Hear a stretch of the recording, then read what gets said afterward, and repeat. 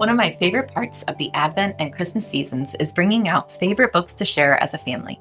It is so special to read these stories year after year and discover new books with themes of love, compassion, and light.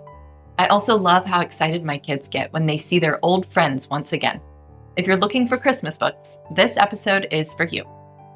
You're listening to the Homeschool Made Simple podcast. This is a podcast to help you homeschool simply, inexpensively, and enjoyably. Carole Joy's side has been helping families homeschool for several decades now through her literature-based approach to education. In this episode from the archive, Carole shares with us her stack of favorite Christmas books.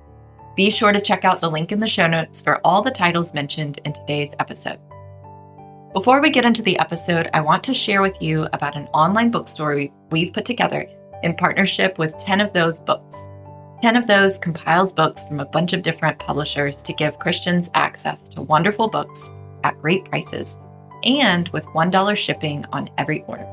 You can check out our online bookstore with some of our favorite titles for spiritual formation, biographies, and books mentioned on the podcast. Check it out through the link in the show notes. Now let's get into the episode. Today, I wanted to share a little bit about Advent and the books that are so meaningful to me, and I hope will be to your family as well. Every year at about this time, I start thinking about, okay, how can I get my focus on that which is real and valuable and meaningful? And I always climb up on a step stool to the top of the bookcase in the dining room and pull down a stack of what I call the Christmas books. I've read these books out loud, and we've loved them, but I also love the joy of just reading them alone on a quiet afternoon as the sun pours through the window. I thought I would share some of these books with you and a little bit about them. First, I wanted to start with Babushka. Babushka is an ancient tale that I just love. It comes from Russia. And it's a story of a lady who is kind of the Martha Stewart of her community. And the illustrations are adorable. This edition was published by Crossway Books many years ago, so you're going to have to be creative and find this used. But I love this edition, and the illustrations are so charming. But it's illustrated by Ray and Corrine Burrows. And I'm looking for the year that this book was published, and I can't seem to find let's see. So it was published in 1982. So the U.S. edition was 1983. It was first published in Britain by Lion, and then Crossway bought the rights for it in the United States in 1983. And it was a BBC broadcast that had been done in Britain. And it even has a little song that goes with it. And it's a story of a lady, as I told you, who's kind of the domestic goddess of her village there in Russia. And 3 kings come to her village on their journey. And the people in the village bring them to Babushka's house because they know she's going to give them, I should say, the royal treatment in their home. And they come and they stay with her, and she gives them the best food and the most beautiful lodging. And then it's time for them to leave. And they tell her that they're following a star, and they're on their way to worship a king of earth and heaven, someone that has never been seen before. And so they say, "Oh, Babushka, come with us.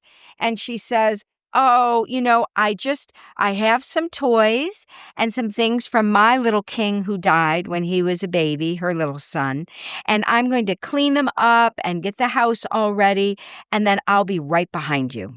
And so she works all day getting the house cleaned up, the toys ready to go, and then she says, "Oh, I'm so tired. I'm just going to close my eyes for a minute." But when she awakened, she had lost the whole day. She'd slept through the whole day. And so she grabs her basket and she starts to follow the trail of the kings. And everywhere she goes, she asks if they've been there. And they're like, "Oh, yes, they were here, but they've left. They're on their way to worship a king, following a star." And everywhere she goes, she hears of good deeds, and she hears of children And so she takes one of the toys out of her basket and she leaves it for the children. And she follows and follows. She gets to Jerusalem. She gets to Bethlehem.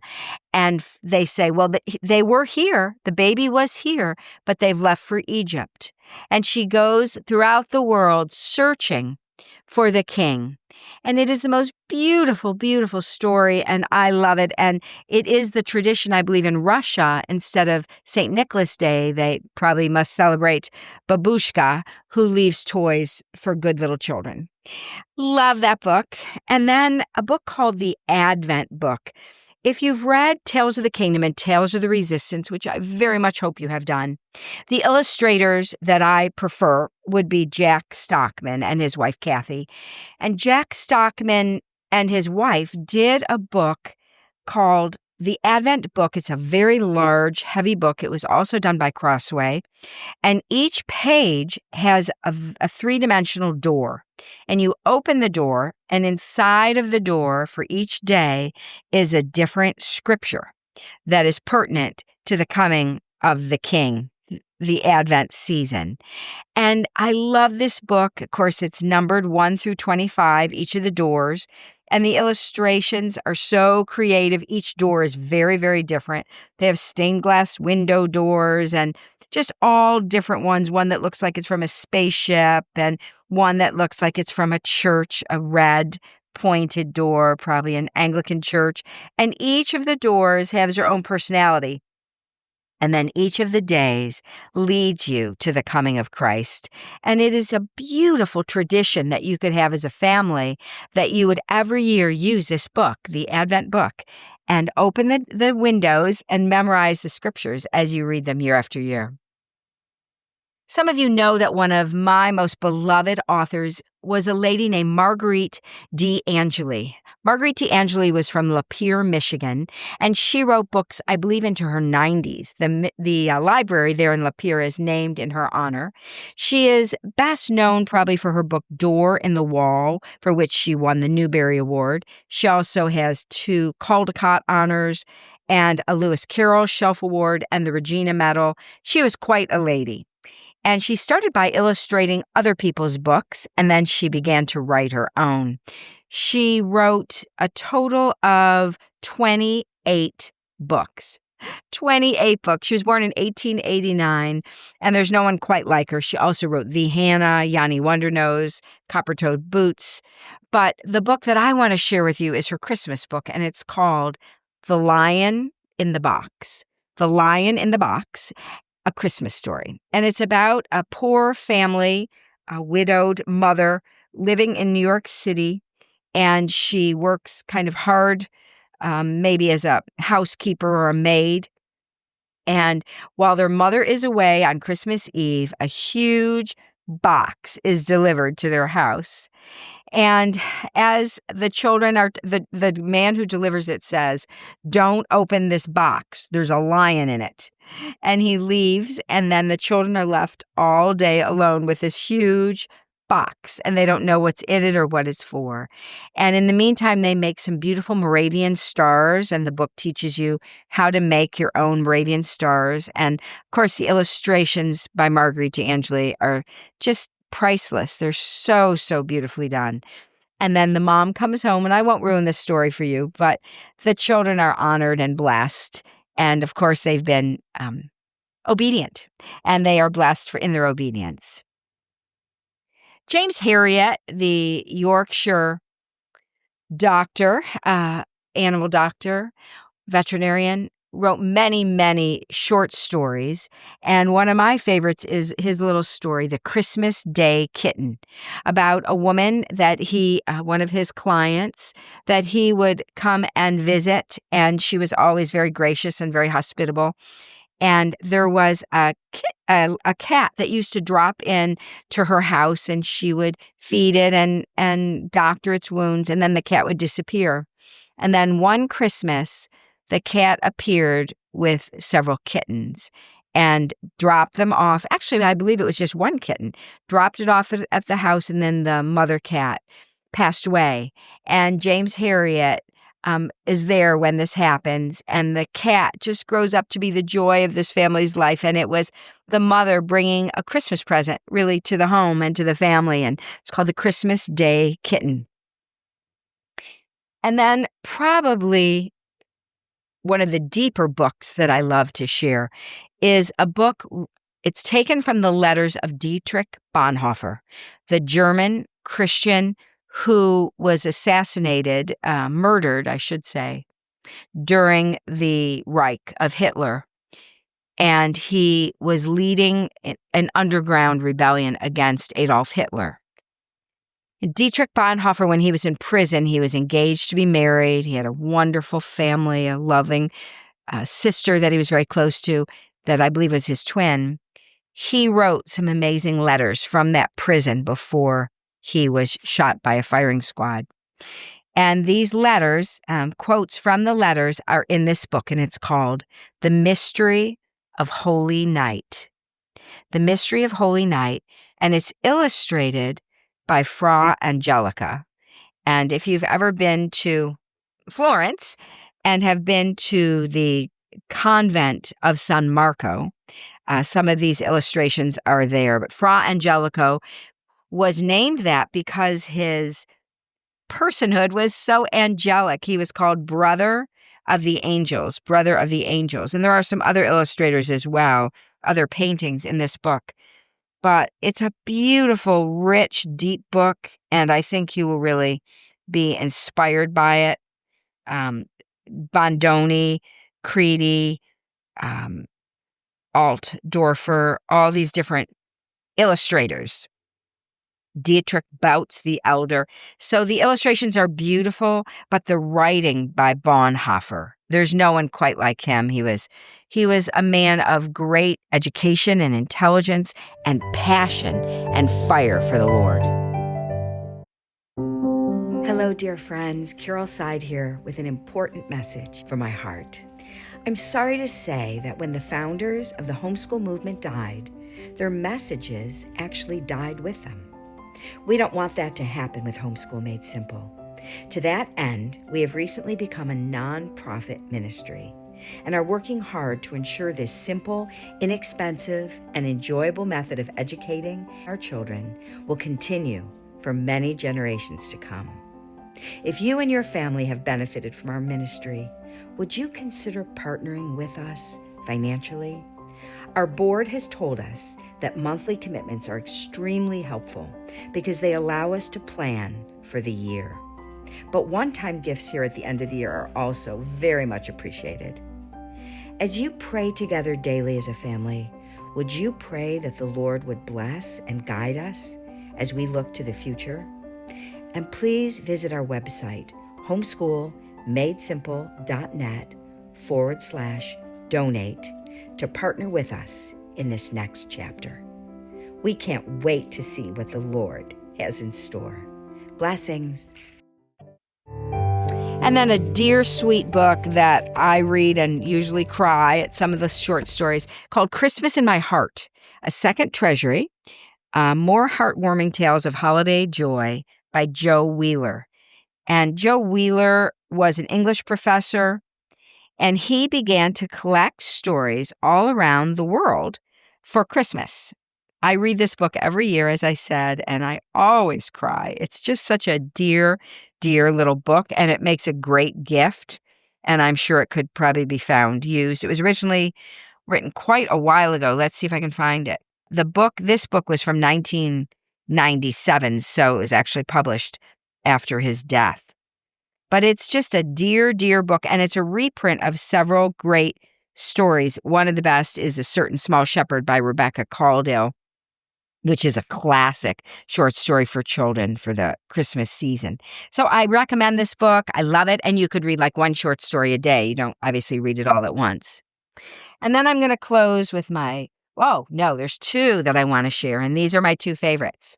First is a book called A Child's Christmas in Wales by Dylan Thomas, the famous Welsh poet. And Dylan Thomas tells the story of his childhood growing up in Wales, and it will absolutely make you laugh out loud. And when my son was a little boy, we had a cassette tape, that was a long time ago when there were cassettes, of Dylan Thomas actually reading this poem.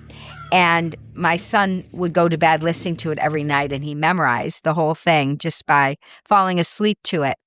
But it is one of the most creative pieces of writing in the history of the English language, I think. And of course, it's based on truth and Dylan Thomas's childhood and his aunts and, the people in the neighborhood. It's just a whimsical, delightful poem. But it has been republished by David Godine Publishers, and it's illustrated by Edward Ardizzone. Now, if you've been to my seminars or heard me speak, you know Edward Ardizzone is one of my most precious illustrators and authors. He did Sarah Simon and No Red Paint.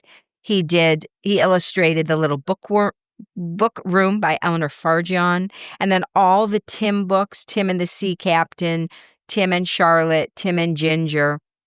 So he's a very, very well-known and well-loved British illustrator from the 30s and 40s and 50s, but he also illustrated A Child's Christmas in Wales. And so I recommend that you get this edition of the book so that you get his illustrations, and they're as brilliant as usual, and they will make you giggle.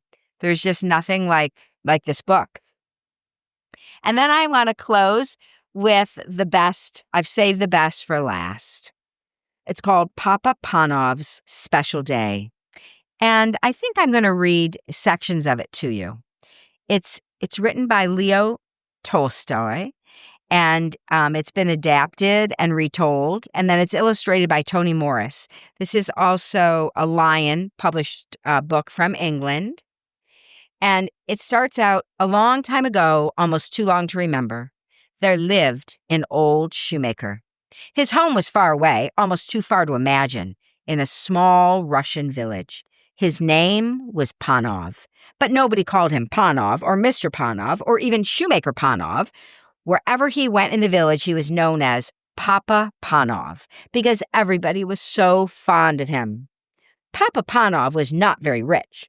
All he owned in the world was one small room looking out onto the village street, and in that room he lived and slept and made shoes. But neither was he very poor.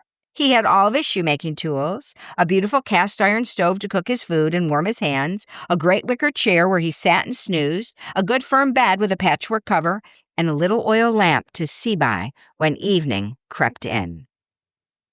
And there were so many people who wanted new shoes made, or old ones patched and soled and healed, that Papa Panov always had enough money to buy bread from the bakers, coffee from the grocers, and cabbage to make soup for his dinner.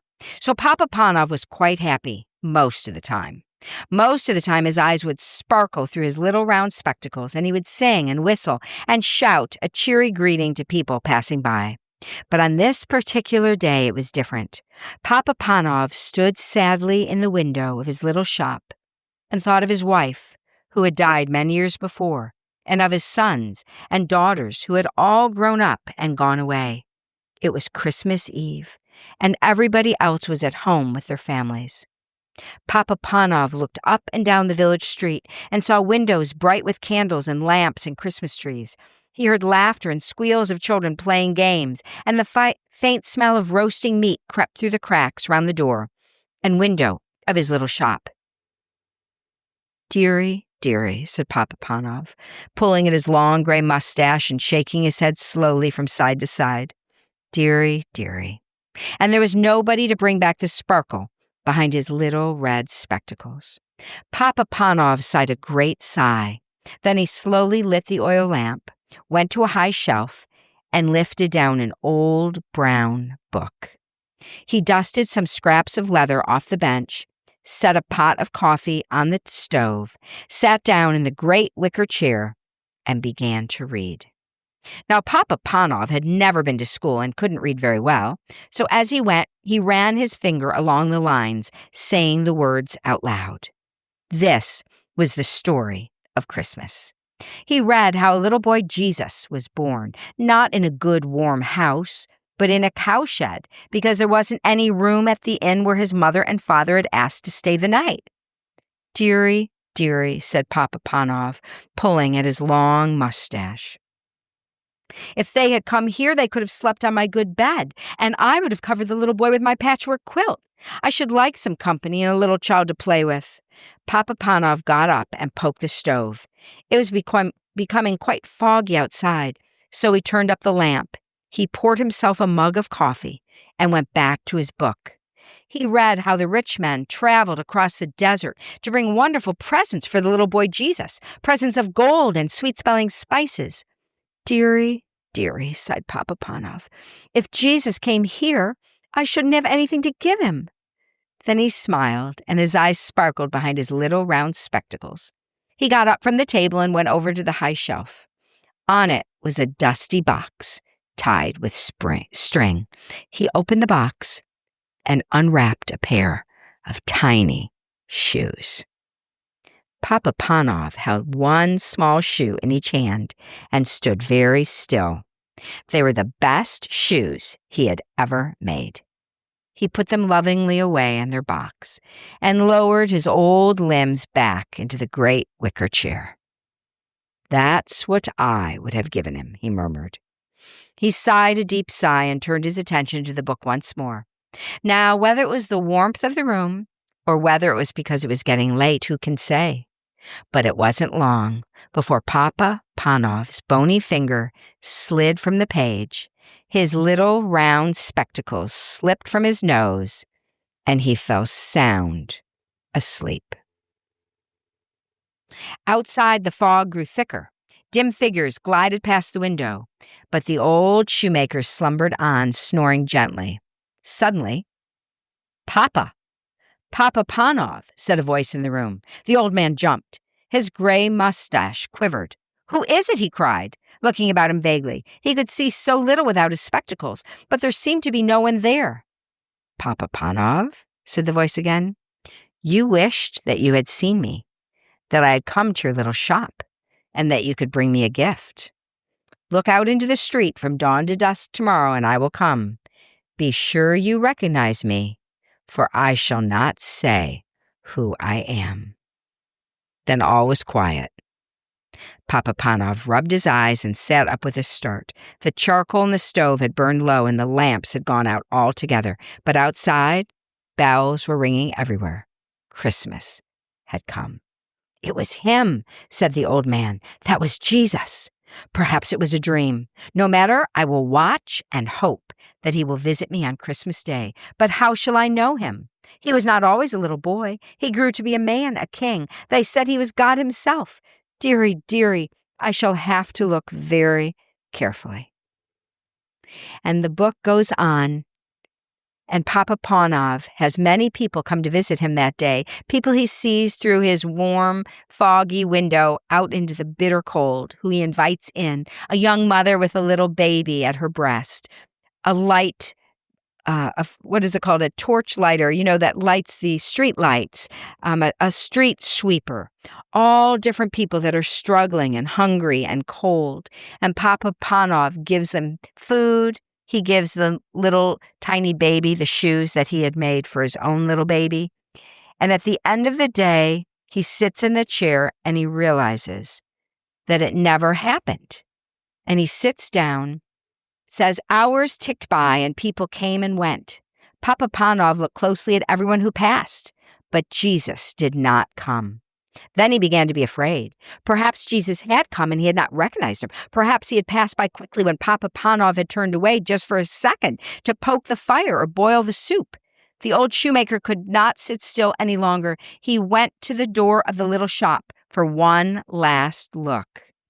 All sorts of people came by, children and old men, beggars and grannies, cheerful people and grumpy people. To some he gave a smile, to some a nod, and to the beggars a coin or a hunk of bread.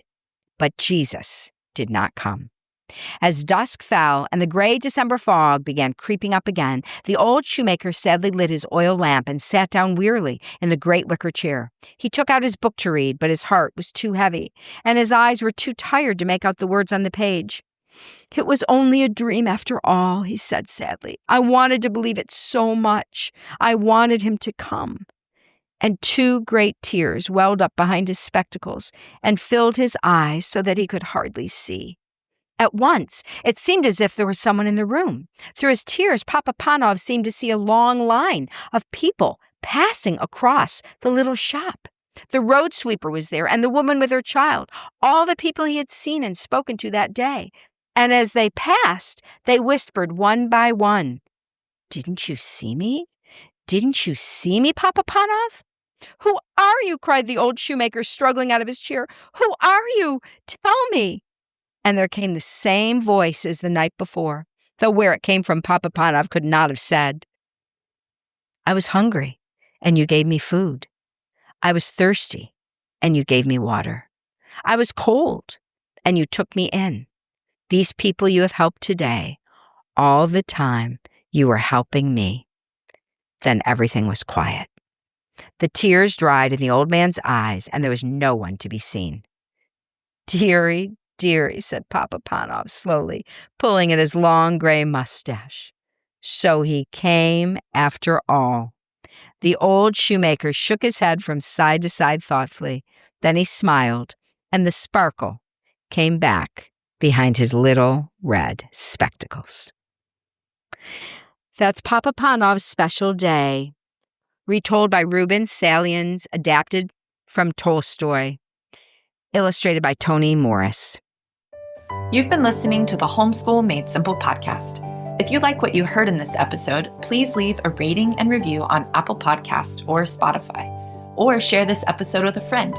It means so much when you help us spread the message of Homeschool Made Simple with others. Thanks for joining us this week on the Homeschool Made Simple podcast. Remember, Jesus' commandments are not burdensome. What he calls you to do, he will enable you to do. Blessings.